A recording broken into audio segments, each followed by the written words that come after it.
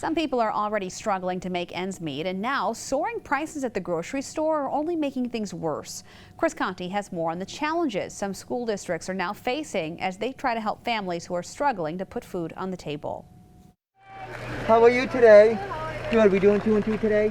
Okay. In the age of social distancing, Morning, Olivia. How are you today? Jay Townsend is finding a way to get close to people, even when he's 6 feet apart. What do you have for a number for me? 2 kids, 2 adults. Perfect. Jay's is the first face families see when they come to get a free meal outside this middle school in Portland, Maine. His face is covered, but his message is clear. Just talk to them like regular people. How are you today? I'm not here to judge, I'm here to help. Since the start of the outbreak, Portland Public Schools have handed out more than 50,000 free meals, a critical service for families facing food insecurity. Every little bit counts. Shia Lancelota and her 2 boys come here almost every day. Without these meals, Shia doesn't know how she'd afford her grocery bill. Accepting help, though, wasn't easy at first. There you go.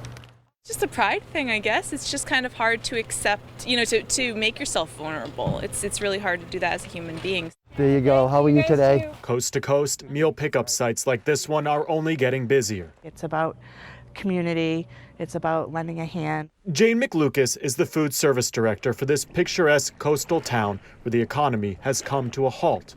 Nearly 78% of students here qualify for free or reduced lunch, and that was before the pandemic. The need is getting greater and greater. More people are feeling the pinch. And as more parents are finding themselves out of work, school districts across the country are only seeing the demand for food increase, meaning instead of planning for summer vacation, they're having to figure out how to plan to feed kids through the fall. It's not going to stop. We're going to keep going, and we'll feed these kids through the summer. Yeah, we've been doing like 180, 200. And then there's this. Officials are realizing some families don't have access to transportation, so they're expanding food pickup sites and considering home delivery. Because no one can learn when they're hungry. As for Jay Townsend, he'll be here every day for as long as families need him. It's one less thing they have to worry about.